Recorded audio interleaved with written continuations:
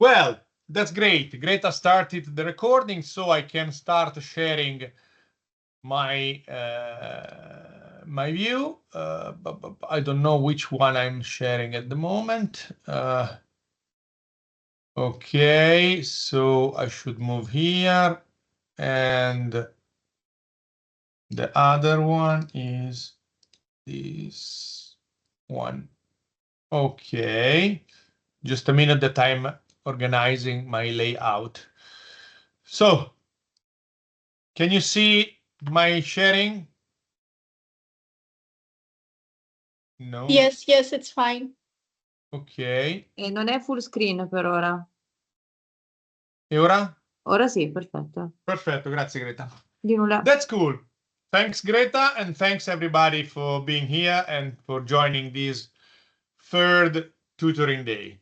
So, let's talk about dense theoretical topics. We want to share this lecture divided into macro groups. That is truth, paradigms, reversibility, independent structure, continuity or discontinuity, monumentalization of the protection, and landscape.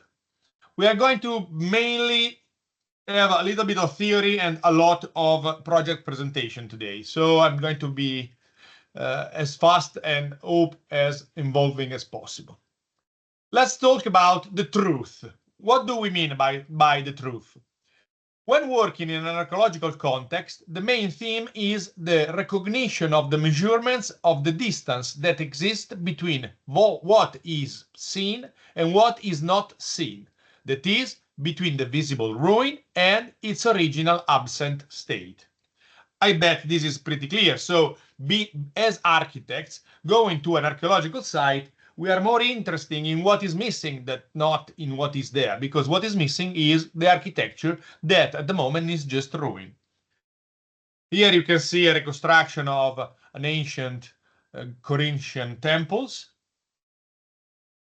This is the temple of Antonino Faustina in Rome, and this is the situation of the temple in Rome. This is a very peculiar case because inside of a Roman temple, the one that you can see, the Roman temple is from the 3rd century after Christ. In the 18th century, they built the 17th century, they built a church. So, again, talking about the truth. What is the truth of this building? Is the truth the Roman temple from the 2nd century, 3rd century? Or the truth is the church from the 17th century? Or the truth is both? What do you think about it? You know, in the layering of the city, we will have a lot of those kind of situations. Here you can see some picture of the buildings. For what concern me, actually, I can't help by considering this building as an entire opera, an entire work that can be assumed and understood as something that through the centuries changed and arrived nowadays in such a way. But I can see the truth, that is what is from each period. Here you can see again the temple. If you go to Rome, it's easily to visit this temple. It is along the Roman Forum. And so, starting from this assumption, the assumption of the looking for the truth, let's check some of the paradigms that are some of the major works that has been studied as very important examples to us that guided all our research. Obviously, amongst them, we have the reconstruction of the Colosseum with the ancient part, the Roman part, that has been implemented after the collapse with some intervention from the 18th and 19th century. Here you can see clearly the difference between the original part and the intervention in the 19th century. Can you see? I bet it's pretty clear. But it's even clearer in these images about the Titus Arch. In fact, here you can see a building a monument that can be assumed as an entire one, but that underwent through a process of implementation because of the unreadability of the ruin. You have to consider that in one period, the arch remainings is just the one you can see in those pictures, in those drawings, implemented in a newer wall. After disassembling the wall, they decided to recomplete the arch to let him to appear as close as possible to what it was in the former times, but without producing something that could have misguided the visitors. So this way, the visitor can still understand what is new and what is original. And here is pretty clear. So the recomplexion of the arch, of the monumental arch, underwent to a process of reduction of the correction, keeping instead the proportion, the dimension, and the overall effect of the Titus arch. I bet that until here everything is clear. But it's something that when we go to musealize something, that it is what we are going to do during the Premio Piranesi, it's very important to be kept in mind. In fact, if we go on looking to a newer project, let me show you some examples that maybe for you that are not living in Italy and maybe you are not that well close to some kind of intervention could be and could sound pretty strange. The first one I'm going to show you is the intervention from Carlo Scarpa on this castle that is Castel Vecchio. It's called Castel Vecchio, Old Castle, in the center of Verona, a city in close to Venice. And here you can see the intervention. This intervention is very peculiar because the original castle is from the 13th century. It's a middle-aged castle from the 13th century that underwent through a process of restoration, that is the main part you can see in this facade, that has been kept during the beginning of the last century.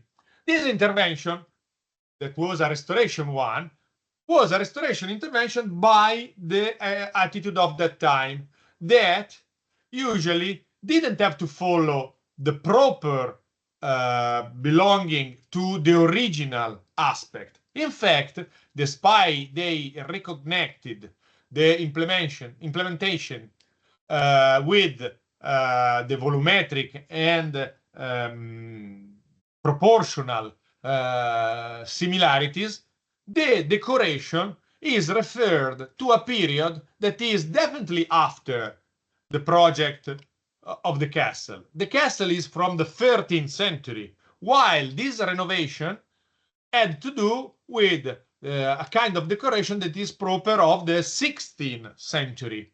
That was the way they used to do during that period. But 60 years later, Carlo Scarpa, one of the most eminent museographer from the Italian museographical school, made another intervention. And Carlo Scarpa, instead erasing the fake, let's say fake intervention of the beginning of the last century, implemented the original castle and the previous intervention of restoration with a new one, creating an additional layer. So at the moment, as you can see from the roof, you have a layering of the building with elements from the Middle Age period, elements from the first restoration of 100 years ago, and the last one from Carlo Scarpa of 50 years ago. And this is very important to understand the importance of the layering. Here you can see the restoration with Byzantine elements that are not proper of the original castle, and the intervention of Carlo Scarpa, that is about the windows, about the exposition and exhibition materials. And here you can see even properly. So the emphasization of the difference between the intervention of Carlo Scarpa compared to the fake Byzantine one emphasize those differences. And here is even clearer what is contemporary compared towards the original ruin and the Byzantine intervention. Here, the possibility of being misguided is basically absent because the intervention from Carlo Scarpa is clearly understandable from a visitor that in this way can appreciate the original monument, can appreciate the different layers through the ages, but at the same time can appreciate the artistic relevance of the last intervention from Carlo Scarpa. And here you can see a picture that keeps together most of them. This is one of the most important paradigms to us. This is the interior part where the exhibition setup is very strong and very understandable, still keeping in mind the overall atmosphere. But if we move to Spain, we have this other intervention from the 80s of the last century from Rafael Moneo. Rafael Moneo is an eminent architect from Spain, a very important one, another of our masters, that intervened a lot in the city of Mérida in Spain, building such a museum. This museum used to intervene in a site that they discovered during some excavation. So Mr. Moneo was asked to design a museum to preserve the findings.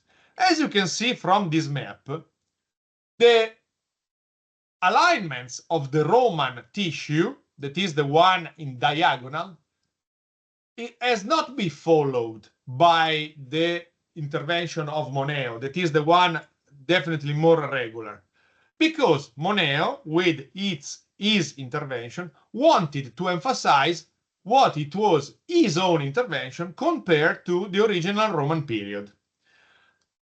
That's why they are not aligned and they are not extremely exactly extruded on the same situation. But doing that, so making this alignment clear, not to let the visitor to be misguided, he decided to recreate anyway a sort of a Roman atmosphere through contemporary architecture. So people visiting this area can still flavor the atmosphere of a Roman building, but knowing clearly that this is a new one that is not trying to copy a Roman building, but just trying to reply a Roman atmosphere with the bricks, with the materials, but using them in a way that make them clearly contemporary. Here it is. You can see on the right side the structure of the new intervention compared to the Roman period ruins. Here again, some picture explaining what I meant.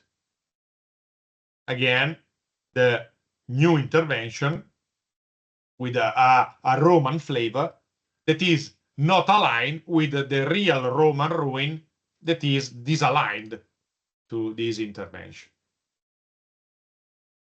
But another building that to us made a big difference is the reconstitution of the Roman theater in Sagunto.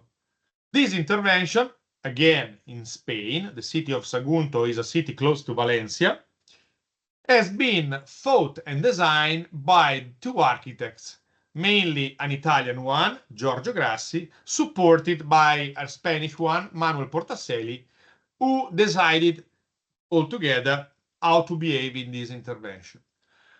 Basically here, the idea is similar, but instead of disaligning the new intervention to the original Roman ruin, Giorgio Grassi and Manuel Portacelli decided to re-extrude the Roman alignments of the ruins to give back to the visitors the proportion, the dimension, and the real volumetric aspect of an original Roman theater.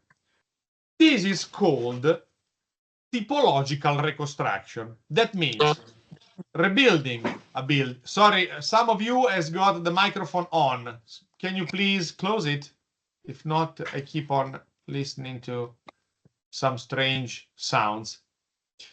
What I was saying is that this is a typological reconstruction because the Roman theater, despite looking exactly as a contemporary one, retrace exactly the volumetry and the typology of the ancient Roman theater. So now you can visit the theater understanding how much this building used to intervene, used to affect the territory, but without being misguided in understanding what is new and what is old. Here you can see the real extrusion of the ruin to recompose in the correct height and the correct volumetric resemblance the original building. In fact, now this intervention, that is a museographic one, whose aim is to re-give back to the visitor the idea of how a Roman theater used to appear. It is, as I said, a museographic intervention, but it is used as a theater again because the typology is exactly the same.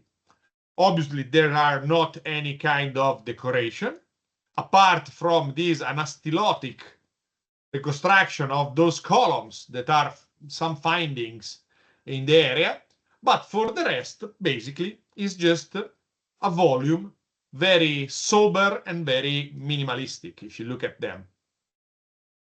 Even the use of the bricks is similar to the one of Roman. In fact, the Roman theater used to be built in bricks, but the pace, the dimension, the proportion of the bricks and their textures is completely different. So you can recognize them as new. Here you can see some other picture of this incredible intervention that has been strongly debated through the ages, but that to us is, as we called this chapter of the presentation, a paradigm to us. Basically, it is at the same time a museum and a theater.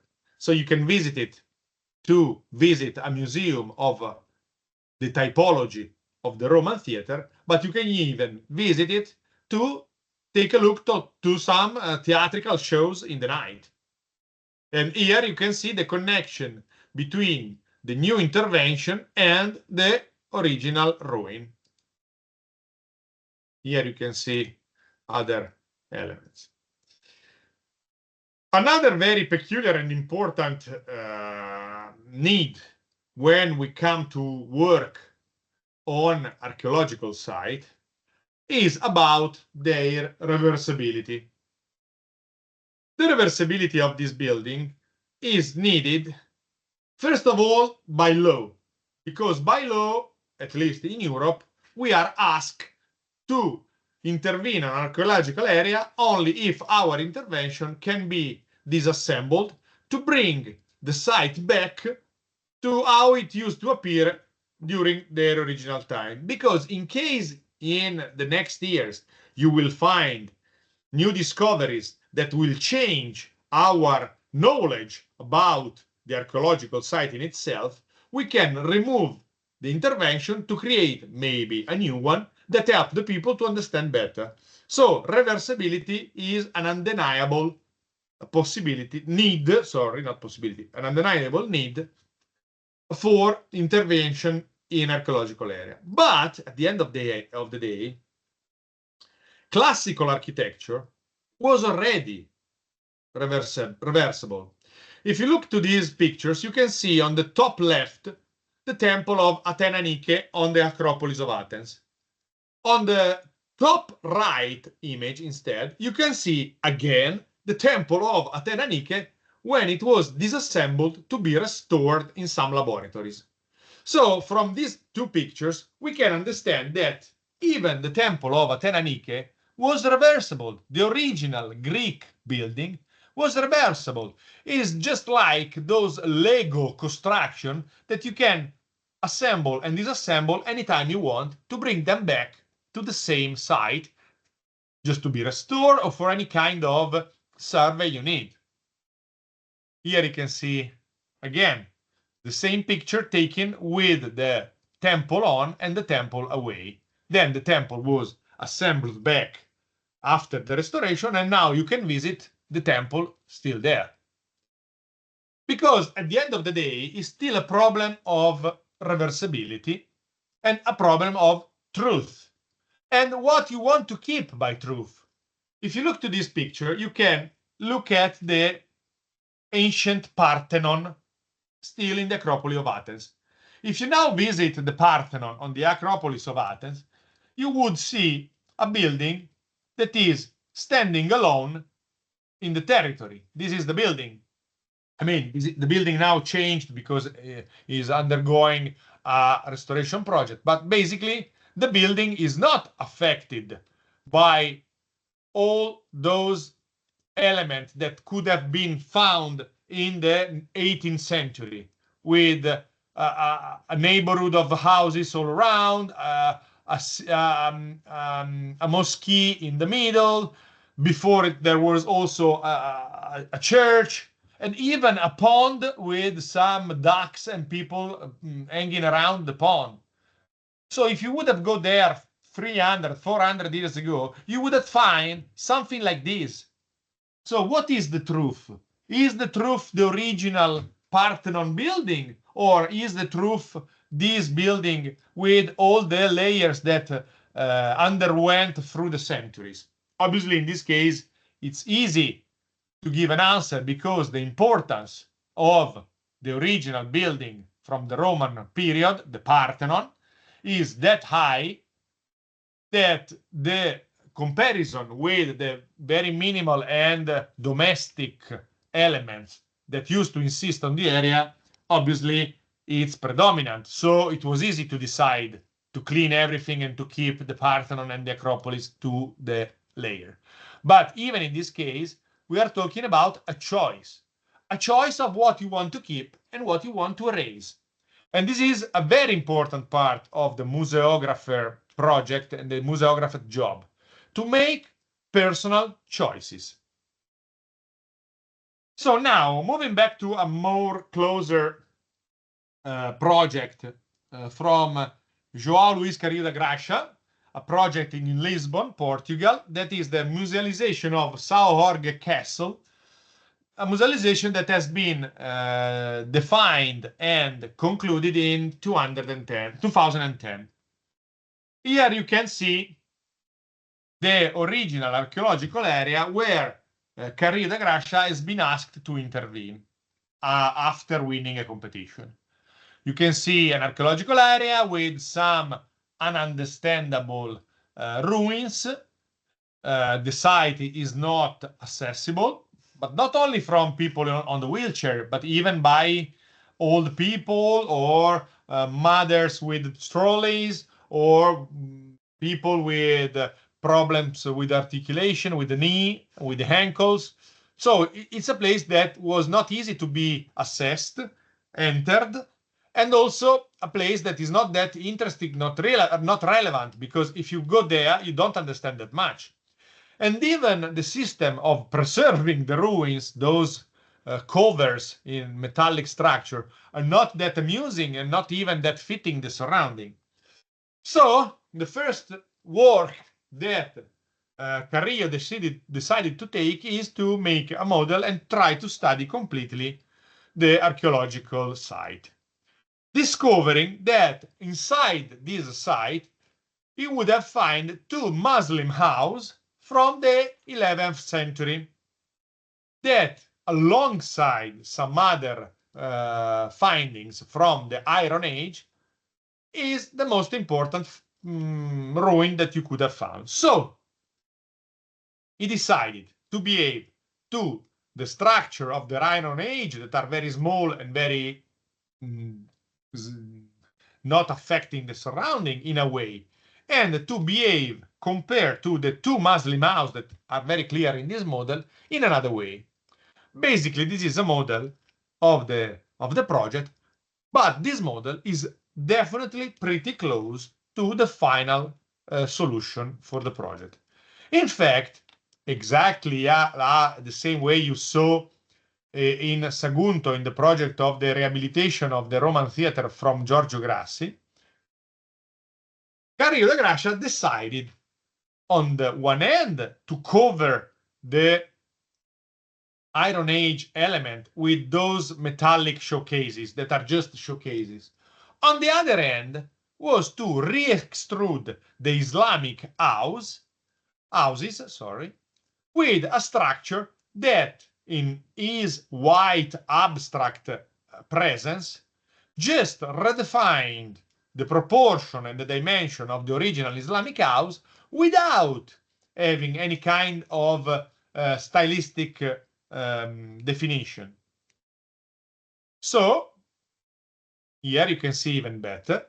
He firstly decided to sign the boundaries of the archaeological site with these curtain steel panels that sign the boundaries of the site. Then he settled back the visitability of the site with putting the ground floor in a proper way so you can easily walk on it and you can easily visit it. And then he re-extrude the structure of the Islamic houses. So, for him, the truth was made by those interventions, and the reversibility is kept by the technique. In fact, this metallic structure is just a skeleton keeping some plaster panels on the outside. But this metallic structure leans only on 6 pillars that don't interfere with the archaeological ruin. So once you want to remove it, the archaeological ruin will be brought back to their original site without any damages. So this intervention, this skeleton, find of solution. So at the end of the day, this is what we can see visiting the area nowadays if you go there. So in this way, there's the museographic solution giving back to the visitors the idea of how those original and former buildings used to appear in their original time, only, again, in the volumetric and topological aspect, without any kind of decoration. And at the same time, the museographical idea of giving some spaces for a little museum straight on the archaeological site. This is even a view in the night.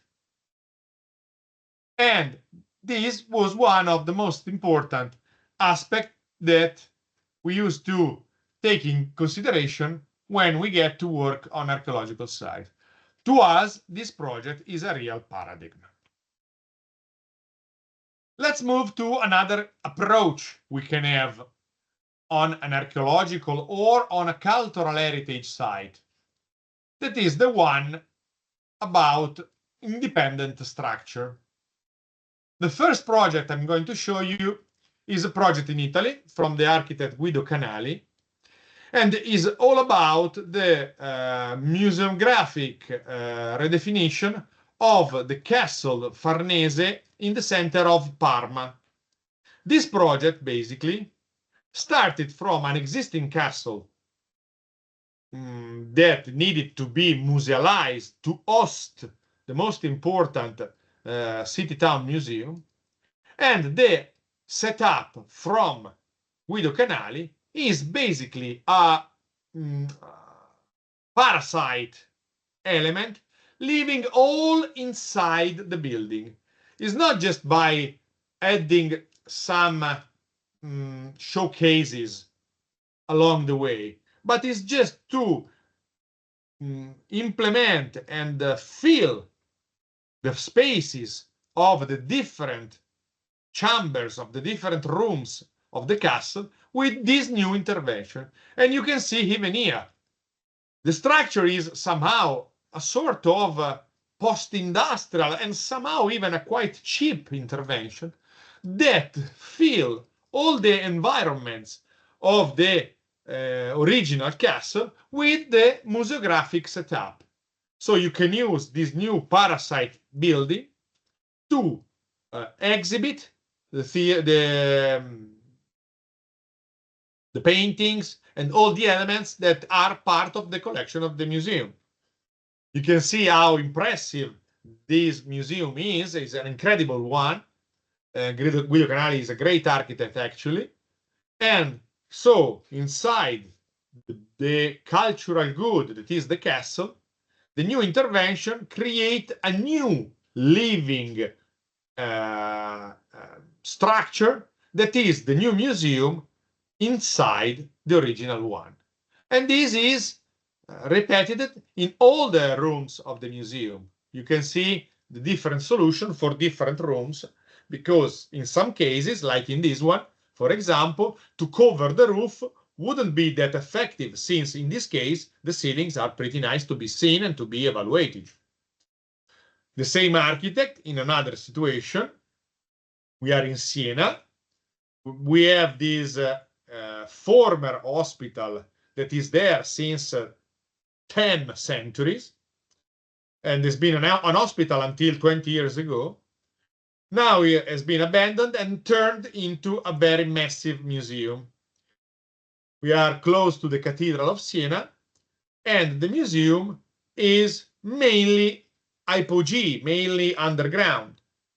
In this very peculiar context, that is what Guido Canali found during the first visit, he decided to recreate again a new living structure that is the new museum, that is something that lives inside as a parasite the original building from the 11th century. He started in implementing the structure with its own pathways, that is the fil rouge that keeps everything together. Here you can see people still working on the element of the pathways. And here you can see the final effect of the intervention. So apart from some structural intervention and more proper restoration intervention, this building basically reconstitute a new living essence inside this building, bringing the people all around to appreciate the collection of the museum, the new museographic setup, and also the original castle that they all can be perceived in this free layering mixing that gives to the visitors a great sense of collaboration. Here you can see some of the showcases exhibited, but here you can see how the pathways that can be larger or smaller depending on the dimension of the rooms they have to face. Here you can see how the museum appears now. You can clearly understand the new intervention compared to the original castle, but all of them are strongly intertwined one to each other. Here you can see even some technological elements to define the showcases that in this peculiar case are part of the architecture. It's not just a product design project. It's an architectural one, because those showcases fill the spaces in a very peculiar way. Look at them and how they affect the perception and even the use of those spaces. But stay attached to this idea of continuity or discontinuity when we go to project and to design in archaeological context or in straight contact to a cultural guide, a cultural good. This is a project for the Museum of the Muralla Araba in Murcia in Spain. We have the city of Murcia. In the center of the city of Murcia, we have the cathedral. And then just beside the cathedral, they found some ruins underneath the level of the city. So they decided, entering the archaeological excavation, to produce a project that is a sort of a covering for the archaeological findings. And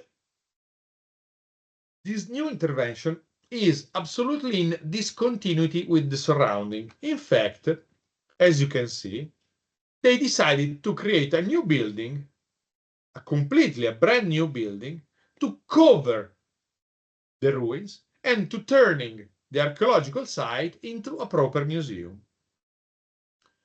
The outside aspect of the building is definitely not in continuity. In fact, you can clearly see what is new and what is old. And from the diagrams, you can also understand what is the relationship between the different aspects of the environment. Can you see the continuity between the old tissue of the city and the new intervention? Here, this continuity is clear, but still keeping proportion and ideas of keeping the tissue of the city in a pretty similar proportion. The inside space of the museum is clearly a contemporary one without having the risk of misguiding the visitor not to understand what is new and what is old. And then you can go through this journey at the archaeological level, that is the lower one, and that is completely recognizable. From Ibanez Architect, another office, this is the musealization of the Arabes Bath of Basra, still in Spain. So they found, here you can see clearly, an Arabic bath in the city, but because of the layering of the city, the Arabic bath now is mainly underground. So to preserve it and to make it visible, they decided to keep the Arab bath the way it is, but to cover this building with a new building. In fact, on the left side, you can see the Arabic house, and on the right side, you can see the new building encapsulating the Arabic house, the Arabic building. And in this top left image, you can see the relationship of the new building containing the old one, letting the light enter from the roof and to filtrate inside the ruins. Here is very clear. So now the ruins is clearly visible, clearly visitable, and the relationship between the new and the old part is the main essence of the project. Obviously, when you go to do those kind of intervention, the importance of the lighting and of the quality of the overall environment and the overall atmosphere is very important to be studied. But luckily for you, you are young and you have time to study and to understand better. Other images of the intervention and the musealization intervention. Obviously now this intervention is not a thermal bath any longer. It's basically a museum that you can appreciate visiting the area. Another aspect I want you to deal with is the monumentalization of the protection. In this case, the idea of protecting a cultural good, a cultural element, a ruin, or whatever it is, so the covering of these elements to protect it could even be with a monumental aspect. If we check this project from Peter Zumthor, maybe you know him, it's a Pritzker Prize, it's a Swiss architect, intervening in this site in Köln, in Germany. Here you can see the plans and the intervention from Zumthor, and mainly in the section, you can clearly understand how the new building is somehow standing over the original ruin. In fact, if you look at that, the building from outside, it's a completely brand new, just implementing some part of the former layers of the site. This is a very peculiar site showing Romanic elements, Gothic one, and even a church from last century from Gottfried Böhm. So the layering of the building is very complex. Roman layer, Gothic layer, last century layer, and even the Zumthor layer. All of them, with this intervention from Peter Zumthor, are absolutely understandable and absolutely clear.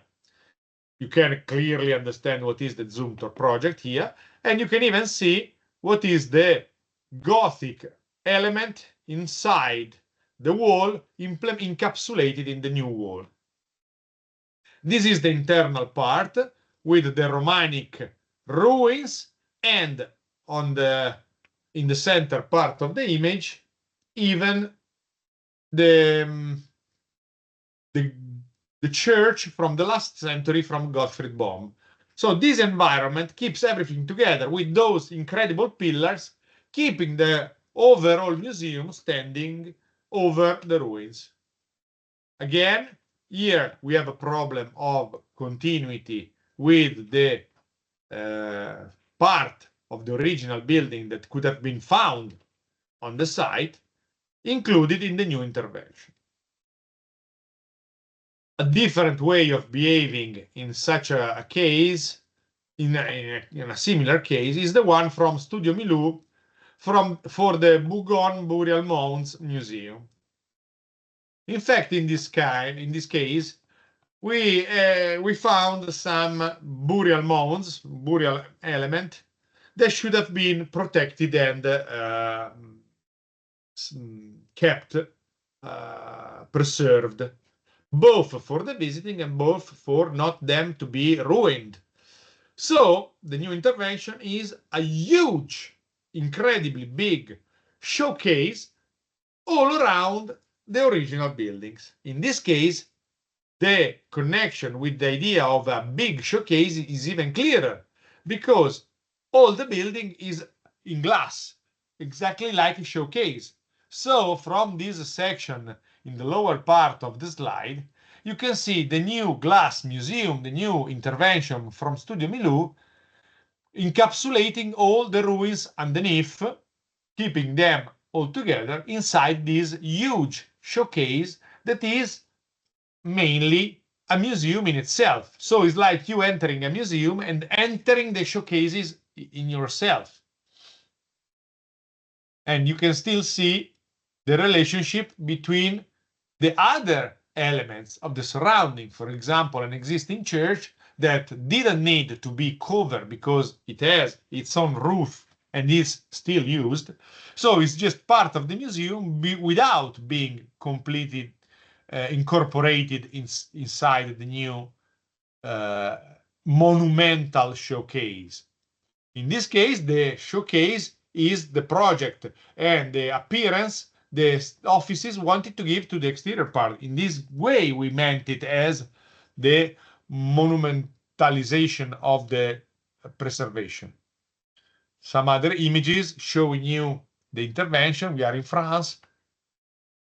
And this is the building that at the moment is 25 years old, because this intervention has been completed in 2000. Another real important aspect, mainly when we go to work in archaeological site, is the relationship with the landscape. Let me give you this example from Lab PAP from Valladolid about the musealization of the Roman theater of Clunia.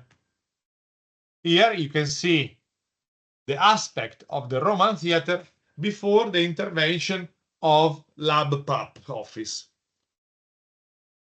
This archaeological site, somehow very appealing, very romantic, and very amusing, actually was not that understandable and not even usable for other usage than not a visit from afar. The intervention from Lab PAP office didn't go in the direction of creating a brand new building as we normally understanding. But the project is more a landscape redesigning of the surrounding through the inputs given by the archaeological remains. Here you can see the final effect. Basically, this is a theater. Finally recognizable as a theater. You can see strongly the difference between this image and this image. So the theater now is definitely more understandable. The place is visitable. The theater is usable, but the relationship with the context is a territorial one, a landscape one. Is almost a way to design a sort of a garden that can be used for different needs, but has a very peculiar relationship with the landscape. Here you can see the view and the relationship with the surrounding. And here the way this area now is accessible, is usable by the people for visiting the theater, to understanding the way this ruin used to be, but also to be used as a theater. So you can have plays. And here some of the implementation and the way the original ruin dialogue with the new materic elements of the contemporary intervention. This is exactly what we ask you to do when you're going to be in Villa Adriana for the workshop you probably, or you will probably attend. Those are the kind of project we love the most. Again, it's a project that is pretty reversible, with elements that can be disassembled and bringing back the archaeological area exactly the way it used to appear before the intervention. Another very peculiar intervention is this one from Tony Guinorès Architects, again in Spain, close to Barcelona. And it is an archaeological site in Cantacó.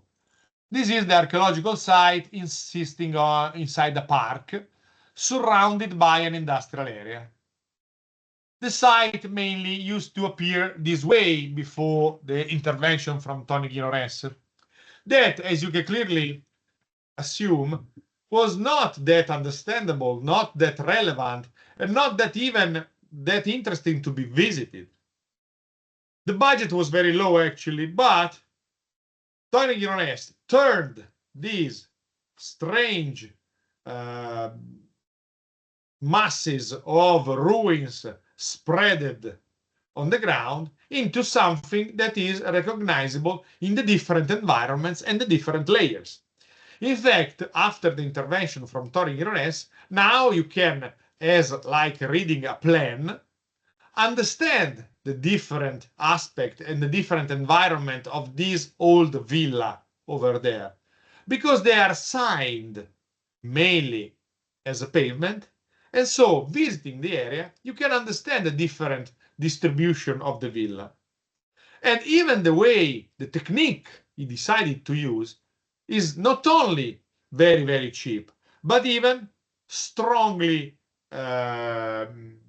atmospheric, strongly dramatic somehow, and really, really reversible. In fact, he decided to use the technique of the gabion, that are those metallic grid keeping the stones together. So mainly after deciding the boundaries of the different elements, of the different environments of the archaeological site, he filled the space with stones. First of all, giving a kind of continuity with the aspect of the ruins that at the end of the day are still stones, but somehow making understandable how ephemeral this intervention is. In this case, you just have to remove the metallic grid and to remove the stones, but no concrete, no basement, no foundation, nothing else is asked here. So if you want to bring the archaeological site exactly the way it was before the Tony Guinorès intervention, it's very easy and very cheap. This is the aspect of the different elements signing the volumes that disappeared because of the disgregation, turning the architecture into a ruin. Again, other views of the intervention. This project is very amusing somehow, and very peculiar, despite nowadays, for example, for the Italian regulation, couldn't be done because even the parapets are not respecting the actual regulation for the safety. But this is the actual environment. And in a very peculiar element, he also redesigned the wireframe of one of the structure to sign the people some of the volumetric part of this ancient villa, also giving a viewpoint to the surrounding from a peculiar situation. Here you can see this, let's call it wireframe room, that give you even the relationship between the hypothetical height of the room compared to the plan. Again, here you can see the kind of continuity this intervention has compared to the surrounding. And again, the view of the overall complex and how now it appears and how this intervention seems more tidy, more elegant, and even more understandable of the different element of the ruin. As you can see, the project, it has been very cheap. All the intervention costed 163,000 euros. That is 69 euros per square meters. That is a very cheap intervention in such a situation. So the intervention is clear, nice, understandable, reversible, and even very, very cheap. But now let's talk about what you're going to do in the Piranesi. Actually, we are not that strict in the definition of the technique we want you to use during the Premio Piranesi. But those guiding rules are mainly the most important. We really invite you to pay attention to the representation of the project, because the way you represent a project makes all the difference in the world. In fact, mainly, we want you to use vectorial representation. And mainly, everything should be understood in a way that could be redefined or thought as the continuation of a kind of a tradition the archaeologists used to have during the 18th and 19th century. That is, redesigning the area in a proper way, even when it comes to designing solution of repropositional projects. But when I say we want you to design something that is vectorial, is because to us, it's very important for you to design something that can be measured. So not using those kind of collages or made by Photoshop that are flexible or deformed the way you prefer, changing the proportion. When it comes to work with the archaeology, proportion is almost everything.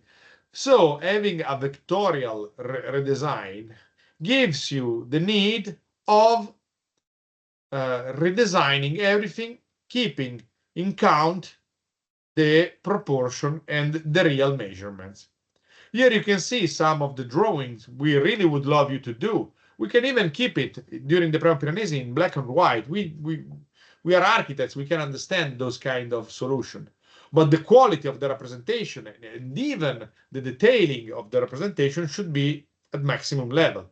This is a survey of a ruin using this technique, but this is a project of a reconstruction of something using the same technique.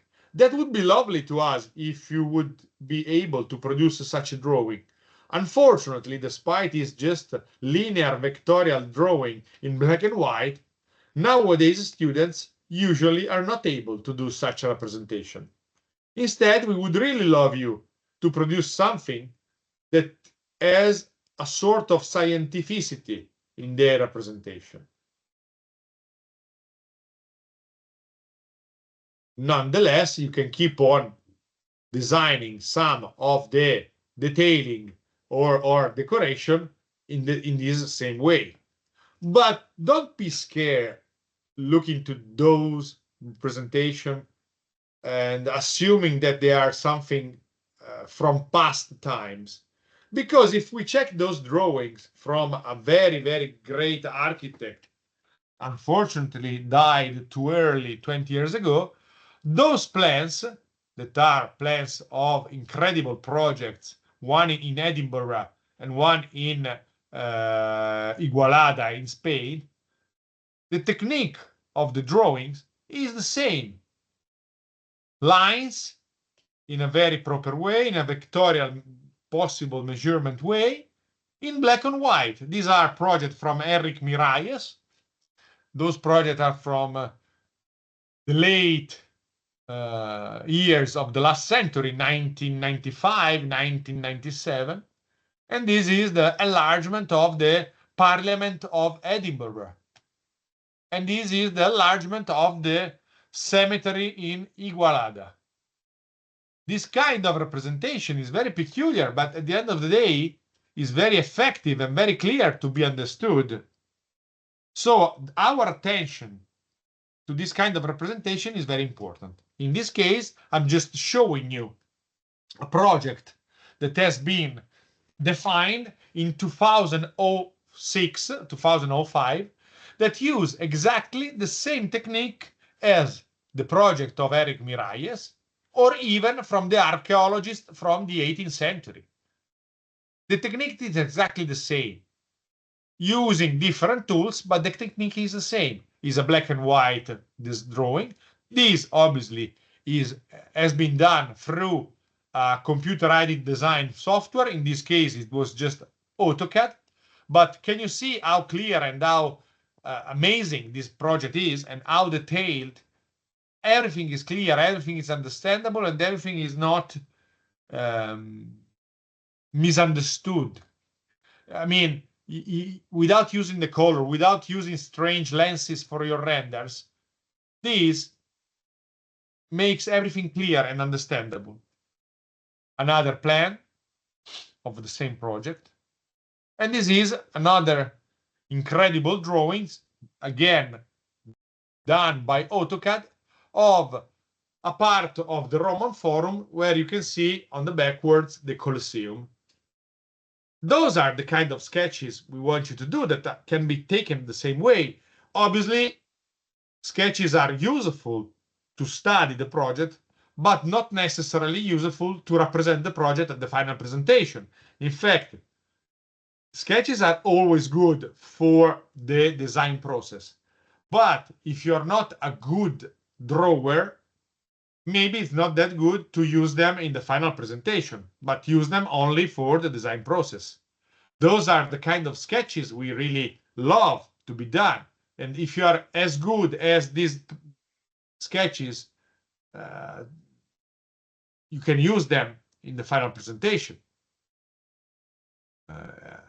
Unfortunately, lately, mainly in Italy, but even all over Europe, the students are not used to sketch any longer that much.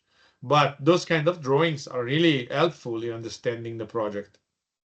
Even considering the idea of a typological approach or a methodological approach. Here you can see sketches that are about some schemes that represent the approach of the projects.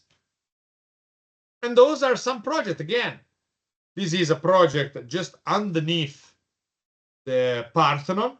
And here you can see a vectorial representation in black and white, realized by AutoCAD with shadows, with material texture and everything, but a very clear, very understandable project that explained perfectly the relationship between the ancient ruin and the new intervention.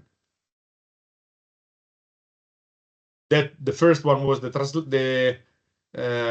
transversal section. This is the longitudinal section of the same intervention. Again, another situation of a similar intervention relating the Parthenon to an underground project. That is mainly what during the original pre-Rome, during the 17th, 18th century, the architect used to do. Go there, make a survey of the ruins, and then produce a project of the restitution of how this building could have been redesigned. Again, in the highest part, the ruin, in the lower part, the project of the same building. And here you can see some changes. Obviously, we know that nowadays the students and the architects can't stop themselves by using the rendering representation. But even for the rendering representation, we want the starting point to be a vectorial one, something that can be measured, that can be recognized, and that can be understood in a clear way. This is a project from 2003, produced by a group during Premio Piranesi. This is the Greek theater in Villa Adriana. Can you see how easy this representation is? How understandable this project is? In this case, we added even some colors to let the people to understand better what is new and what is old, and the relationship between the different materials. Transversal section and the facade of the scene. That is something very close to what you can see in Berlin in the drawings by Giorgio Grassi. Giorgio Grassi is the one of the theater of Sagunto, the one that I told you about at the beginning of this lecture. And on the left part, you can see the kind of representation. This is a clear elevation in a vectorial way. The drawing has been done black on white, and just afterwards painted with some colors, just to give the understanding of the different materials.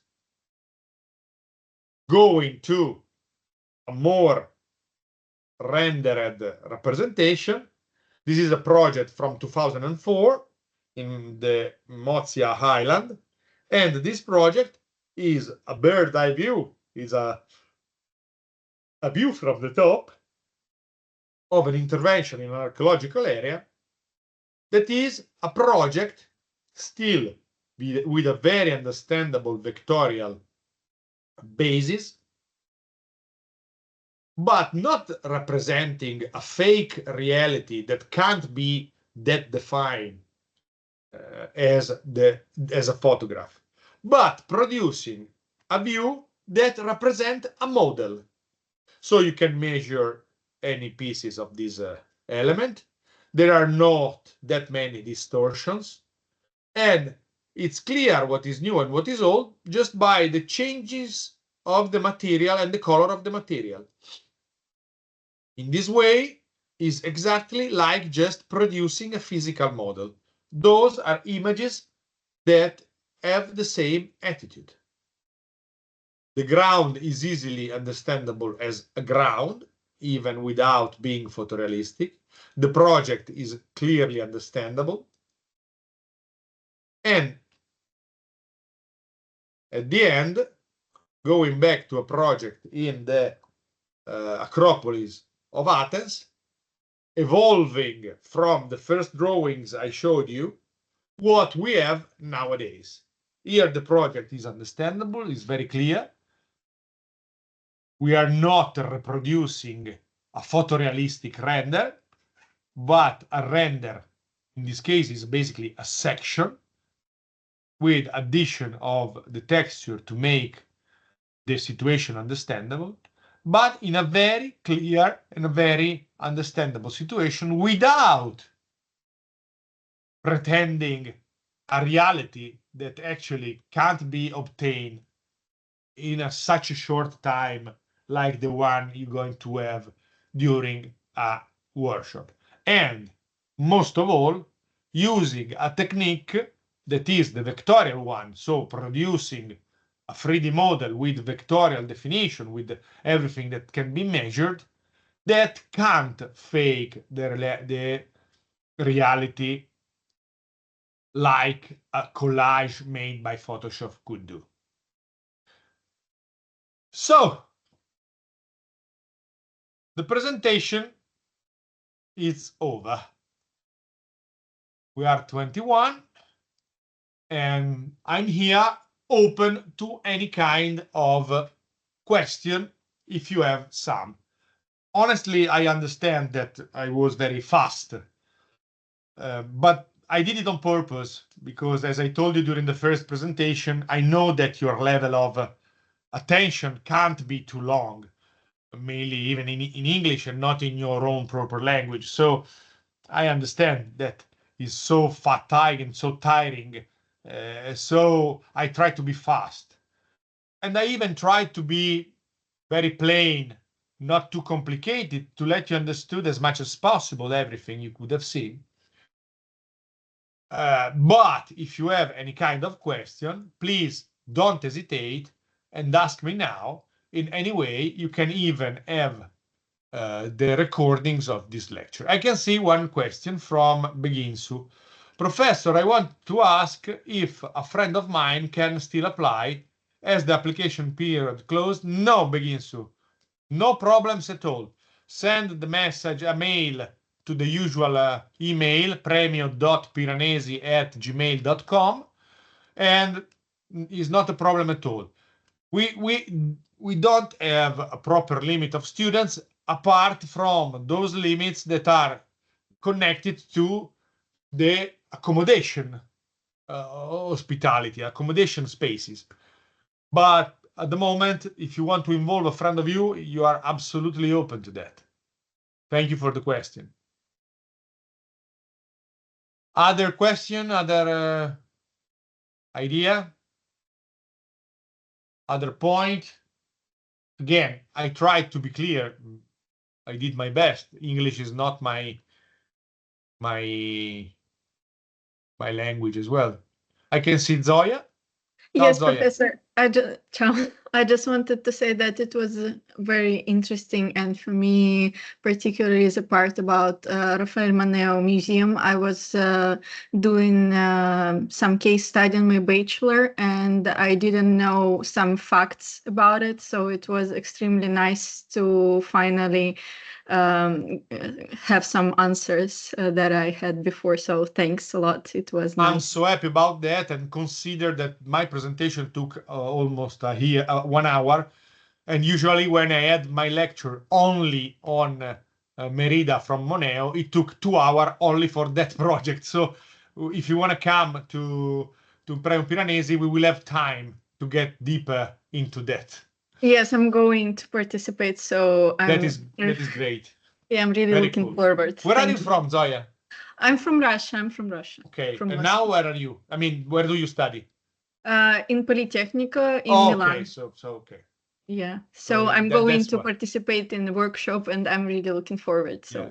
Honestly, in my past years, I had students in Politecnico from Russia, and they all were very great students. I hope I can be on the same level with them. Thanks. I'm sure you will. Thanks.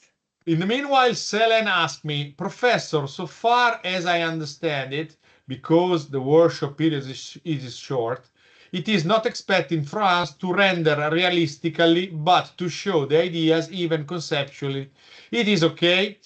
Well, honestly, we don't stop anyone to do whichever kind of representation they want to do, since you will be guided by tutors, so they will tell you if the direction you're taking is good or not.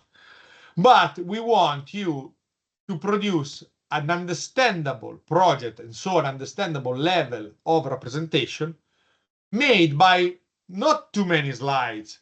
We prefer few slides with clear and extremely artistic even somehow, but clear and understandable drawings, that not having 20 renders that are not getting to the point. Then, Selene, if you are so good in making renders from the realistic point of view, I'm so happy about that. But this is not our goal. our goal is to make the work of the architects, not the work of the drawers.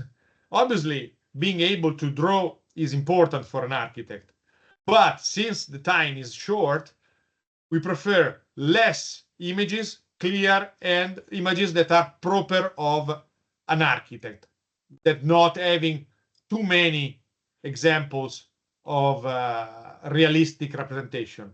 The last images with the insertion of the figure that I showed you in the renders of the interior renders with those paintings are just the way we want you to produce. So the renders are not realistic and they are somehow artistic, evoking some kind of intense and immersive atmosphere. But obviously, if you are a master of render, we won't stop you to produce them. But mainly, we are there to produce a good project with a level of representation that is the architectonic one. So I hope I've been clear. Don't worry, it's going to be easier when you're going to be there, and you will manage with your tutors when you will be there which kind of representation to get, because it's the 23rd year that we have the Premio Piranesi, so we have a pretty large and consistent case history of how to behave, and you know everything is changing. Sorry. For example, now the implementation of the AI changes a bit the paradigm of representation, but we are not going to Premio Piranesi to use AI or to implement our AI skills. We are going there to produce a project in an archaeological site that can be understood for what it is. That's why I showed you renders of a sort of a model that is. So yeah, thank you, and thank you for the question, Selene. Other questions?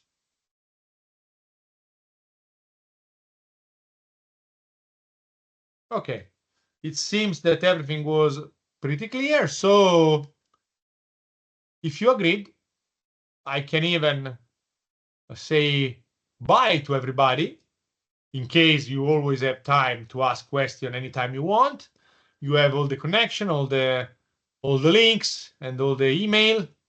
And trust me, you will be bombed by email in the next month. So we will keep in contact, and no problems at all to have a better communication. So thank you again for your attention. Thank you, Zoya. Thank you, Selene. Thank you, everybody. Thank you, Beginsu. And anyone else, even the one that didn't have any question. Maybe I was clear enough, and that's a good thing to me. And looking forward to see you again, and mainly to see you in person in Rome in August. Thank you so much. Bye, everybody. Thank you, Professor. Bye-bye. Bye-bye. Bye, Emilia.